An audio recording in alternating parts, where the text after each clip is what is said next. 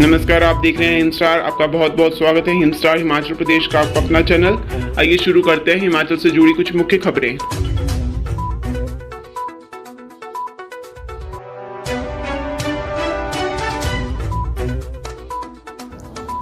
Sirmaur rally में बोले अमित शाह, हिमाचल में 2/3 बहुमत के साथ सत्ता में वापसी करेगी बीजेपी।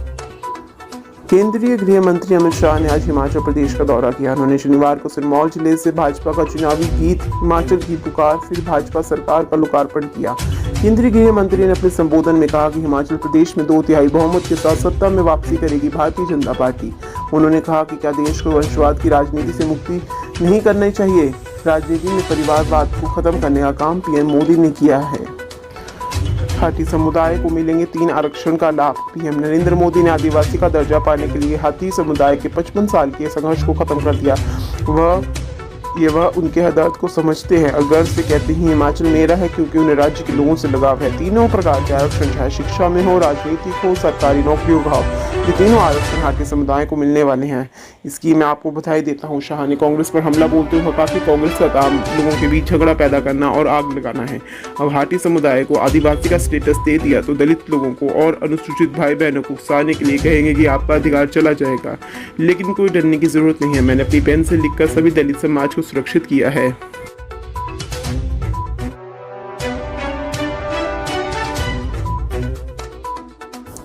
हाथियों को एसटी का दर्जा मिलने के बाद भी एससी वर्ग के पूरे हक सुरक्षित। केंद्र सरकार ने हाथी समुदाय को जनजाति दर्जा दिया तो कांग्रेस नेता कहने लगे अनुसूचित जाति वालों का आरक्षण चला जाएगा। शाह ने कहा कि मैं लिख कर देता हूं कि अनुसूचित जाति एससी वालों के पूरे हक सुरक्षित है, उनका दर्जा 100% सुरक्षित है। उन्होंने कहा कि पूरे देश में अब राजा रानियों और महाराजाओं का समय समाप्त हो चुका है। लोकतंत्र में कोई राजा नहीं, सिर्फ जनता राज करती है। शाह ने कहा कि हिमाचल प्रदेश देवभूमि के साथ साथ वीरभूमि भी है। केंद्र की मोदी सरकार ने हाथी समुदाय की 55 साल पुरानी मांग को एक झटके में पूरा किया है। मुख्यमंत्री जयराम ठाकुर इस मुद्दे को लेकर उनसे कई बार मिले हैं और इस मांग को पूरा करके दिखाया।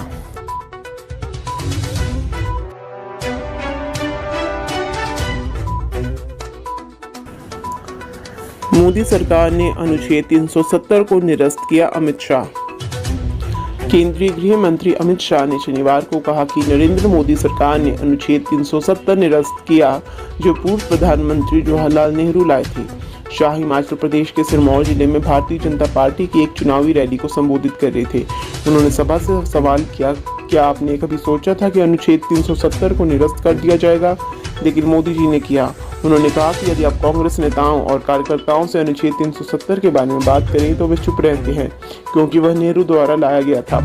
अगस्त 2019 में केंद्र की भाजपा के नेतृत्व वाली सरकार ने जम्मू कश्मीर को विशेष दर्जा प्रदान करने वाले अनुच्छेद 370 के अधिकतर प्रावधान निरस्त कर दिए थे और राज्य को 2 केंद्र शासित प्रदेशों में विभाजित कर दिया था।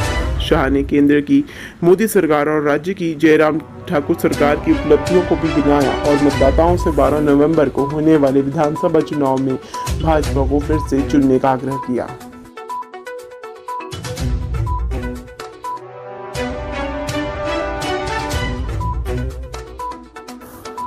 कांग्रेस का राष्ट्रीय अध्यक्ष चुनने को राजीव भवन में होगा मतदान। 94 डेलीगेट्स करेंगे मत का प्रयोग। राजीव भवन शिमला में प्रदेश कांग्रेस अध्यक्ष प्रतिभा सिंह, नेता विपक्ष मुकेश अग्निहोत्री, चुनाव प्रचार कमेटी के अध्यक्ष सुखविंदर सिंह सुक्खू सहित राज्य, जिला और ब्लॉक स्तर के पदाधिकारी डेलीगेट्स के नाते अपने मत का प्रयोग करेंगे। मल्लिकार्जुन खड़गे और शशि थरूर ने कांग्रेस के राष्ट्रीय अध्यक्ष पद के लिए मुकाबला है। राजीव भवन शिमला में सोमवार को सुबह 10 बजे से दोपहर 4 बजे तक बैलेट पेपर के माध्यम से वोट डाले जाएंगे। कांग्रेस के राष्ट्रीय प्रवक्ता अलका लांबा दिल्ली कांग्रेस कमेटी से डेलीगेट है। विधानसभा चुनावों के चलते इन दिनों अलका लांबा हिमाचल प्रदेश में मीडिया कार्यभार देख रही हैं। ऐसे में उन्होंने दिल्ली के चुनाव अधिकारी मधुसूदन मिस्त्री से शिमला में ही अपने मत का प्रयोग करने की मंजूरी मांगी है। उधर सोमवार को राजीव भवन शिमला में प्रदेश कांग्रेस अध्यक्ष प्रतिभा सिंह, मुकेश अग्निहोत्री, चुनाव प्रचार कमेटी के अध्यक्ष सुखविंदर सिंह सुक्खू सहित जिला, राज्य और ब्लॉक स्तर के पदाधिकारी डेलीगेट के नाते अपने मत का प्रयोग करेंगे।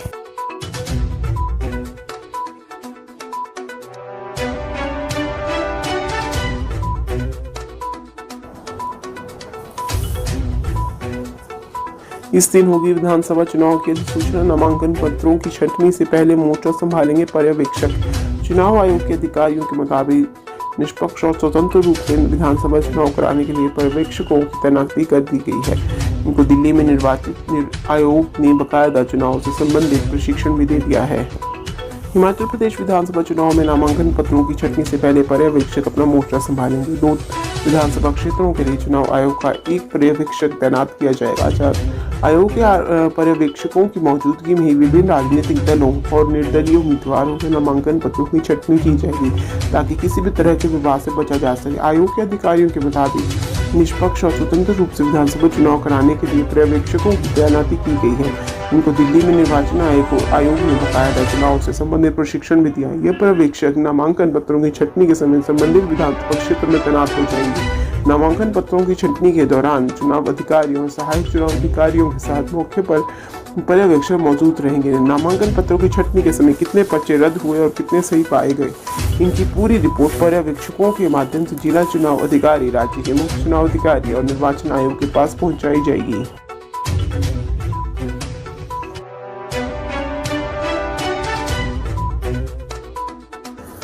घर नहीं बूथ पर पहुंचकर मतदान करेंगे देश के पहले मतदाता श्याम शरण नेगी। देश के प्रथम मतदाता एवं किन्नौर जिले के कल्पा निवासी श्याम शरण नेगी 106 वर्ष के होने के बावजूद 12 नवंबर को मतदान केंद्र पहुंचकर वोट डालेंगे। चुनाव आयोग ने 80 वर्ष से ज्यादा उम्र के मतदाताओं के लिए घर में ही मतदान करने की व्यवस्था की है, लेकिन नेगी कल्पा मतदान केंद्र पर पहुंचेंगे। प्रशासन इस बार भी रेड कार्पेट बिछाकर उनका भव्य स्वागत करेगा। उन्हें मतदान केंद्र तक पहुंचाने की व्यवस्था भी प्रशासन की ओर से की जाएगी। नेगी की आंखों की रोशनी कम हो गई है, सुनाई भी कम देता है, लेकिन मतदान के लिए उनका जज्बा आज भी बरकरार है। नेगी का जन्म 1 जुलाई 1917 को किन्नौर के कल्पा में हुआ था। नेगी स्वतंत्र भारत के पहले मतदाता है। भारत के स्वतंत्र होने के बाद पहले आम चुनाव फरवरी 1952 में होते थे, लेकिन किन्नौर में बर्फबारी को देखते हुए 5 माह पहले ही सितंबर 1951 में चुनाव करवा दिए गए थे। चुनाव के समय नेगी किन्नौर के मूरंग स्कूल में अध्यापक थे और चुनाव में उनकी ड्यूटी लगी थी। इस दौरान उन्होंने पहली बार मतदान किया था। नेगी ने 1951 के बाद हुए हर आम चुनावों में अपने मत का प्रयोग किया है। सरकार ने उन्हें देश के पहले वोटर का दर्जा दिया है। नेगी को 2014 के आम चुनाव के दौरान ब्रांड एम्बेसडर भी बनाया गया था और 12 जून 2010 को मुख्य चुनाव आयुक्त ने उन्हें कल्पा आकर उन्हें पहले मतदान देने पर बधाई भी दी थी। उपायुक्त आबिद हुसैन सादिक ने कहा है कि श्याम शरण नेगी केवल किन्नौर हिमाचल ही नहीं बल्कि देश के आइकन हैं। युवाओं को भी प्रेरणा देनी चाहिए।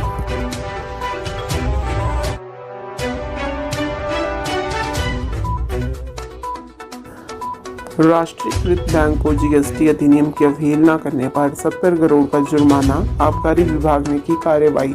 राज्य कर एवं आबकारी विभाग के दक्षिण प्रवर्तन क्षेत्र परवाणु कार्यालय में एक राष्ट्रीयकृत बैंक को 70 करोड़ कर ब्याज और जुर्माना राशि 90 दिन के भीतर सरकारी खजाने में जमा करने के आदेश दिए गए हैं। दक्षिण प्रवर्तन क्षेत्र परवाणु के संयुक्त आयुक्त राज्य कर और आबकारी जीटी ठाकुर ने बताया कि उक्त मामला इनपुट टैक्स क्रेडिट वापसी का है। यह मामला इंटेलिजेंस टूल्स के जरिए विभाग के संज्ञान में अप्रैल 2022 में आया। जीएसटी नियम के तहत नोटिस प्रक्रिया के माध्यम से मामले में कार्रवाई की जाएगी। इसके बाद अंतिम आदेश बैंक के विरुद्ध पारित किए गए। उन्होंने बताया कि बैंक में जीएसटी अधिनियम की धारा 17 के तहत बनाए गए नियमों की अवहेलना की जा रही थी। वर्ष 2017 से 2022 तक ये अनियमितताएं बरती गई। बैंक में प्रत्येक वर्ष तय नियमों के तहत अपनी शाखाओं से की गई खरीद पर इनपुट टैक्स क्रेडिट वापस करने में चूक हुई, जिससे समय रहते जीएसटी नियमों के तहत बैंक की ओर से की गई कर मुक्ति आपूर्ति पर अनुपात में किया जाना अपेक्षित था। इस मामले को 6 माह की कार्रवाई के बाद अंतिम आदेश जारी किए गए। इस मामले को निपटाने में विभागीय राज्य कर अधिकारी गुरबचन सिंह, शशिकांत शर्मा बतौर मुख्य जांच अधिकारी आईओ के अलावा सहायक आयुक्त अश्विनी शर्मा, कर अधिकारी मनोज सचदेवा, ध्यान सिंह और रीमा सूद का योगदान रहा।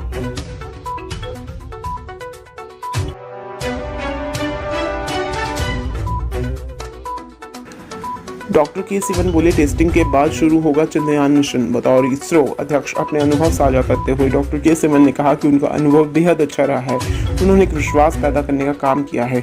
इसरो के पूर्व अध्यक्ष एवं अंतरिक्ष विभाग के पूर्व सचिव डॉक्टर के सिवन ने कहा कि चंद्रयान 2 में त्रुटियों को चिन्हित कर इन्हें दूर कर लिया गया है। इन दिनों टेस्टिंग चल रही है। इसके बाद चंद्रयान मिशन शुरू होगा।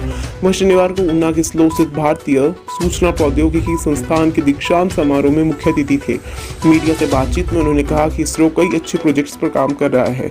नासा के साथ भी इसरो कई प्रोजेक्ट्स पर काम कर रहा है। इनमें NASA ISRO synthetic aperture radar satellite, अत्याधुनिक सैटेलाइट के जरिए कई चीज़ों को मुमकिन करने का प्रयास चल रहा है। इसके तहत धरती पर 1 सेंटीमीटर में 700 किलोमीटर तक हलचल की निगरानी कर सकती है। वो अंतरिक्ष की बेहतरीन एप्लीकेशन होगी। इसरो में भविष्य को लेकर पूछे गए प्रश्न पर उन्होंने कहा कि इसरो के लिए ही नहीं बल्कि अन्य क्षेत्र के लिए भी कुछ चीज़ें निर्धारित करनी चाहिए। विद्यार्थी अपने करियर क्षेत्र को खुद निर्धारित करे।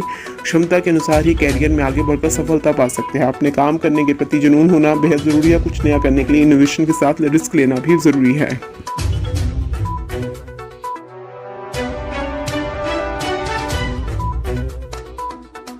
कसौली में 11वें खुशवंत सिंह लिट फेस्ट में पहुंचे बॉलीवुड अभिनेता तुषार कपूर ने सरकार को सिंगल चाइल्ड नियम पारित करने की सलाह दी है। कहा कि साक्षात्कार में कई बार सिंगल चाइल्ड पर बात कर चुके हैं कि यह क्यों जरूरी है, लेकिन ये बातें ही रह जाती हैं। इस विषय पर कोई ध्यान नहीं दे रहा है। इससे भविष्य में लोगों को काफ़ी दिक्कतें आने वाली है। तुषार कपूर ने कहा कि उनकी बैचलर डैड पर एक किताब भी है। इसमें अपनी जीवनी लिखी है। उन्होंने कहा कि मैं 9 दिसंबर को मारिच फिल्म रिलीज़ होगी। कहा कि मुझे हर बार कहा जाता है कि किसने किताब लिखने का आइडिया दिया। दोस्तों के बार बार कहने पर पुस्तक निकाली है। बैचलर डैड बुक में खासकर ये एक बहुत बड़ा किस्सा है। इसके बारे में किताब की चैप्टर 3 डिवाइन इंटरवेंशन में लिखा है। 2012 में मैं पिता बन गया। आज मेरा बेटा 6 साल का हो गया है।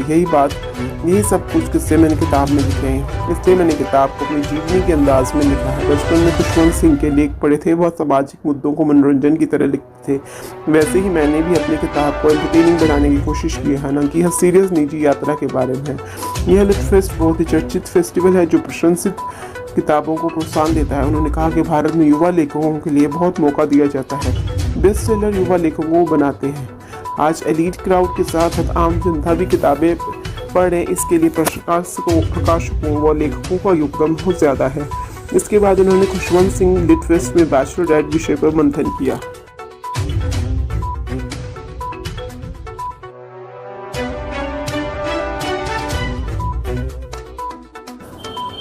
सैलानियों ने रोहतांग में बर्फ के बीच की मस्ती। वीकेंड पर शिमला शहर में भी बड़ी आवाजाही। पर्यटकों से मनाली के मॉल रोड में भी रौनक लौट आई है। निजी होटलों के साथ पर्यटन विकास निगम के होटलों में भी पर्यटक आने लगे हैं। होटलों में दिवाली तक की बुकिंग शुरू हो गई है। होटलियर गौतम ठाकुर, विकास ठाकुर तथा हीमराज ने कहा कि दशहरा के बाद पर्यटक मनाली पहुंचने लगे हैं।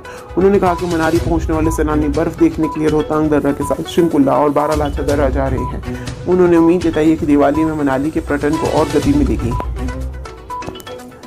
वहीं वीकेंड पर हिल्स क्वीन शिमला में सैलानियों की आवाजाही में बढ़ोतरी हुई। शनिवार को दोपहर 1 बजे की लिफ्ट कार पार्किंग पैक हो गई। नगर निगम की मेट्रोपोल पार्किंग और पर्यटन विकास निगम की ट्रिपल एच पार्किंग भी 2 बजे तक पैक हो गई।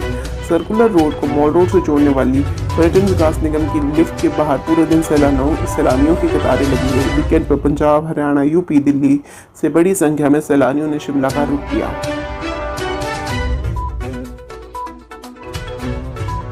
हिमाचल की हर खबर पाने के लिए हिंद स्टार से जुड़ें।